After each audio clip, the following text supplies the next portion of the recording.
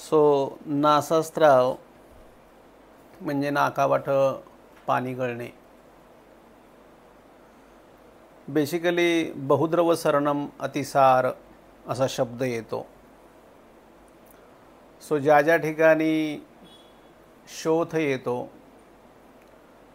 द्रवगुणाची संचिती झाल्या कारणानं, ज्याला इन ब्रॅकेट आपण क्लेद बहुल म्हणतो, शोथ बहुल म्हणतो, आम बहुल म्हणतो, अशाच ठिकाणी पाक व्हायला लागल्यानंतर म्हणजे ज्वर उत्पन्न झाल्यानंतर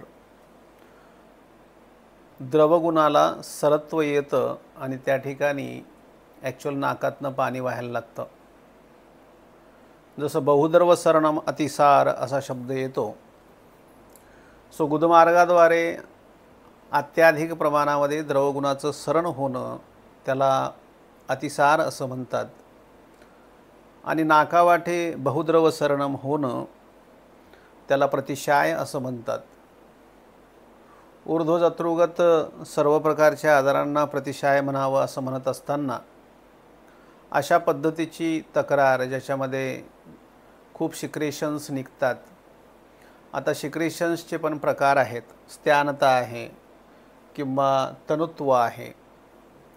सो बेसिकली ॲलर्जिक रायनायटिस नावाची कंडिशन ही अशा पद्धतीच्या सिक्रेशन्सच्या बाबतीमध्ये काउंट केल्या जाते.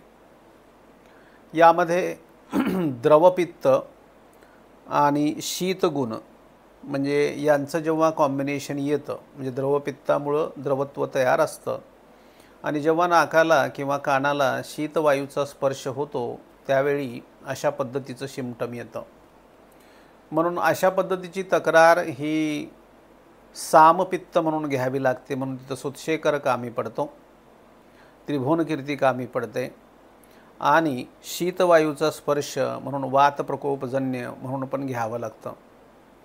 बेसिकली सद्यस्थितीमध्ये ॲलर्जिक कंडिशन्स येण्याच्या पाठीमागं ग्लोबल वॉर्मिंग सहित जे काही ग्रीन रिव्हॉल्युशन झाले, ज्याच्यामध्ये हिरवी मिरची असेल, मेथी असेल, पालक असेल, टोमॅटो असेल, अशा पद्धतीचे पदार्थ जे सीझनल होते, पूर्वी हिवाळ्यातच खायला मिळायचे, आता 12ही महिने खायला मिळत असल्या कारणानं अशा पद्धतीच्या सिक्रेशन्सच्या बाबतीमधल्या पॅथोफिजिओलॉजी ऑलरेडी संचित असतात.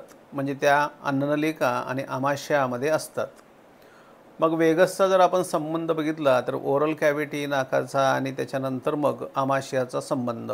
जेव्हा नाकाला स्पर्श होतो शीतवायूचा त्यावेळी हृदयाचा वेग वाढतो. म्हणजे प्राणवायू प्रकुपित झाल्यानंतर जे काही घडतं म्हणजे प्राणाच्या एरियामध्ये हृदय आणि आमाशय ह्या दोन्हींना पण आपण प्राणाचं मूलस्थान धरू शकतो.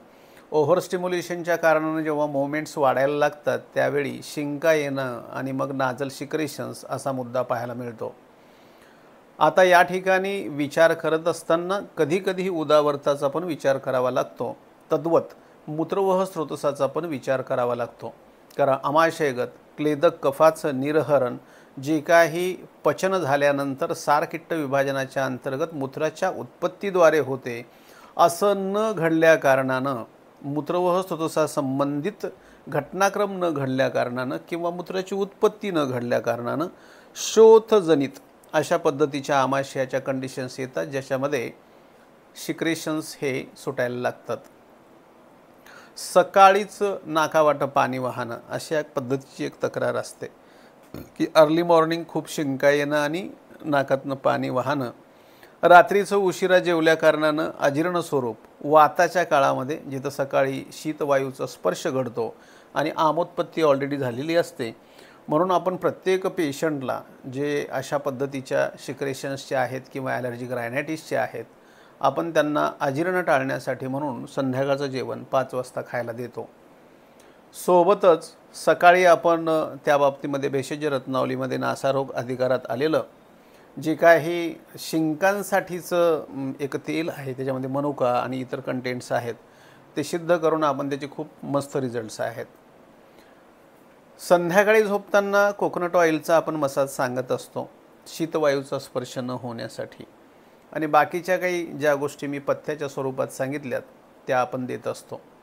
हरिद्राखंड असेल किंवा मग विषम ज्वरांतक लोह असेल, साधा सुतशेखर असेल, किंवा आपण जो काही समजा एक रसायन क्वाथ तयार केला आहे तर तो क्वाथ असेल, धातू क्षयजन्य कंडिशन्स जे आहेत त्याच्यामध्ये महालक्ष्मी विलास किंवा श्वासखास चिंतामणी असेल, या सगळ्या गोष्टींचा वापर केल्यानंतर रससिंदूर असेल, समीर पन्नग असेल, बऱ्याच अंशी जे काही रसकल्प आहेत हे कंडिशनली वापरले जातात.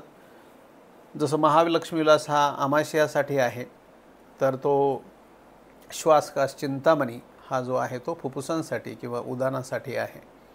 सो ओव्हरऑल जर आपण पाहिलं तर अशा पद्धतीचं द्रवपित्ताच्या कंडिशन्स, आमाशयाचा शोथ, व्यान, प्राण, उदान आणि अपान यांचं जे काही समजा बिघडलेली स्थिती आहे अशा पद्धतीच्या आजारासाठी कारणीभूत असते.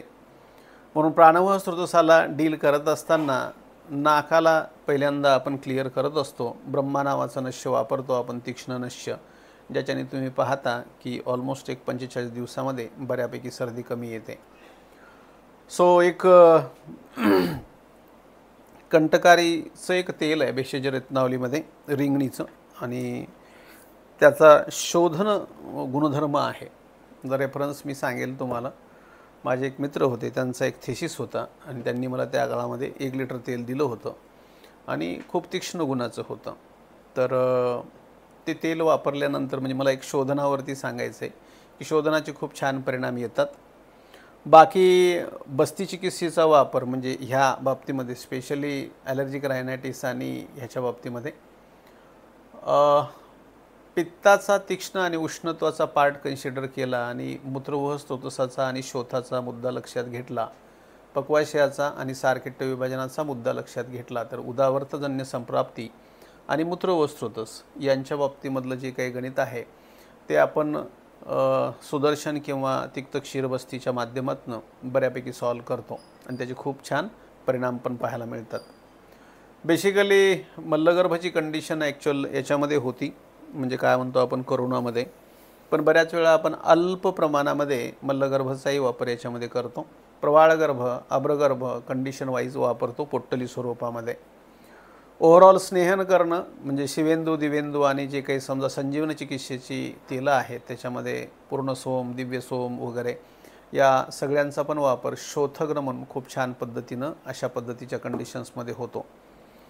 ओव्हरऑल जर आपण पाहिलं तर सकाळचं शुष्क अन्न म्हणजे कोरड्याला खायला देणं, भूक लागल्यानंतर जेवण करणं आणि संध्याकाळचं जे जेवण आहे ते अल्प प्रमाणात किंवा 5 वाजता ठेवणं, ह्या सगळ्या गोष्टींची काळजी अशा पद्धतीनं घेतली तर ॲलर्जिक रायनायटिस किंवा स्नीझिंग किंवा मग अशा पद्धतीचं द्रवपित्ताचं जे मी कंडिशन तुम्हाला सांगितलं ते अल्पावधीत दुरुस्त होतं.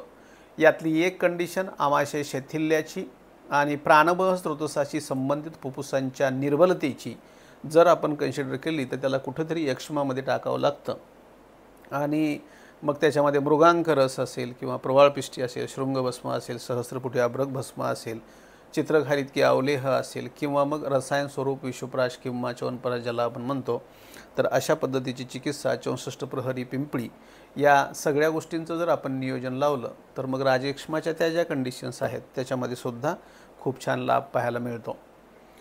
हृदयासव आणि कनकासव, दशमूलारिष्ट या सगळ्यांचा पण वापर खूप छान पद्धतीनं या सगळ्या कंडिशन्समध्ये होतो. सो हा जो काही प्राणवाह स्रोतसाचा पार्ट आहे, सगळ्यांचं मूलस्थान जे आहे ते आमाशय समुद्भव असल्या कारणानं आमाशयाशी संबंधित ज्या काही कंडिशन्स नॉर्मली आपण काउन्सिलिंग करताना पेशंटला सांगतो की ज्या ज्या कारणांनी सामान्य माणसाला आम्लपित्त होतं त्या कारणांनी तुम्हाला जे आहे ते अशा पद्धतीच्या ॲलर्जिक कंडिशन्स येतात असं आपण नेहमीच सांगत असतो. यामध्ये रक्तसार, सरळ नाक असणारी, अन्ननलिका लहान असणारी, द्रवपित्ताच्या ज्यांना कंडिशन्स आहेत त्यांना, ज्यांना शिफ्ट ड्युटीज आहेत त्यांना, आणि ज्यांच्यामध्ये कॅल्शियम कंडिशन्स ज्या म्हणतो आपण की पृथ्वी तत्व ज्या ज्या ठिकाणी कमी पडतं अशा पद्धतीच्या पित्तप्रधान कफाच्या ज्या प्रकृती आहेत यांना या आजाराचं जे काही सेन्सिटिव्हिटी आहे ती जास्त राहते. सो बोलण्यासारखं बरंच काही आहे म्हणजे त्या बाबतीमध्ये, पण काळानुरूप बोलू. थँक्यू.